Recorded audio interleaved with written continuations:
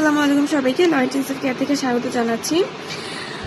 আজকে আমরা পড়ব ধারা 9, যেখানে আমাদের সিভিল মামলার এখতিয়ারের কথা বলা আছে। আমরা জানি ক্রিমিনাল মামলায় এখতিয়ারের কথা বলা আছে আমাদের ক্রিমিনাল কোড অফ প্রসিডিওরে, কিন্তু সিভিল মামলার এখতিয়ারের কথা আমাদের বলা আছে আমাদের ধারা 9 ধারায় কি বলেছে আমরা হুবহু বই থেকে আমরা ডিকোড করে করব, যেন আমাদের বার কাউন্সিল এক্সামে প্রিলি এবং রিটেন দুই ক্ষেত্রেই আমাদের সহায়তা হয়। আচ্ছা, প্রথমে আমরা টাইটেলটা পড়ি। এখানে বলেছে নিষেধ না থাকলে আদালত সকল প্রকার দেওয়ানি মোকদ্দমার বিচার করতে পারবে না। অর্থাৎ এখতিয়ারের ক্ষেত্রে প্রথমেই বলে দিয়েছে আদালত সকল প্রকার দেওয়ানি মোকদ্দমার বিচার করতে পারবেন। এখন এখানে একটা কথা বলে দেওয়া আছে যে নিষেধ না থাকলে, এখন নিষেধটা কি কি?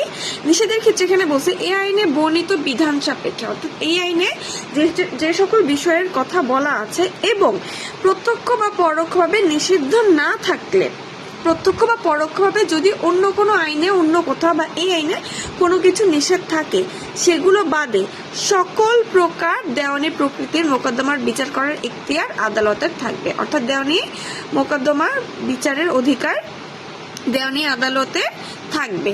এখানে একটি ব্যাখ্যার কথা বলা আছে, খেয়াল করি আমরা। এখানে প্রথমেই বলা আছে দেওয়ানি প্রকৃতির মামলা বিচার করার এখতিয়ার আদালতের থাকবে। এখন প্রশ্ন হচ্ছে এই যে দেওয়ানি প্রকৃতির মোকদ্দমা, এই দেওয়ানি প্রকৃতির মোকদ্দমা কোনগুলোকে আমরা দেওয়ানি প্রকৃতির মোকদ্দমা বলবো?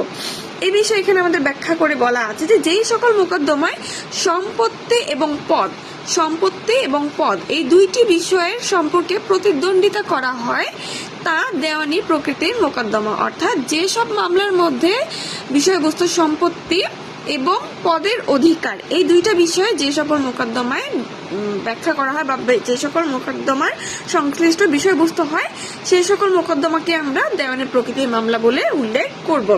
এবং এখানে আরেকটু বলা আছে যে উক্ত অধিকার, এই পদের অধিকারগুলো যদি কোনো ধর্মীয় কার্য অথবা উৎসব সম্পর্কিত প্রশ্নের মীমাংসার উপর সম্পূর্ণভাবে নির্ভর করলেও তার ফলে দেওয়ানি প্রকৃতি নষ্ট হয় না। অর্থাৎ এই যে পদের অধিকার বা সম্পত্তি যাই হোক না কেন, এইসব বিষয়গুলো যদি কোনো ধর্মীয় কাজ সম্পর্কে বা ধর্মীয় কোনো উৎসব সম্পর্কে প্রশ্নের মীমাংসা করা হয় তাহলে বলা হবে না যে এটি দেওয়ানি প্রকৃতি নষ্ট হয়েছে। অর্থাৎ এগুলোকে কোনো ক্রিমিনাল মামলা বলা যাবে না, এগুলোকে আমরা সিভিল মামলা হিসেবেই ধরতে পারবো।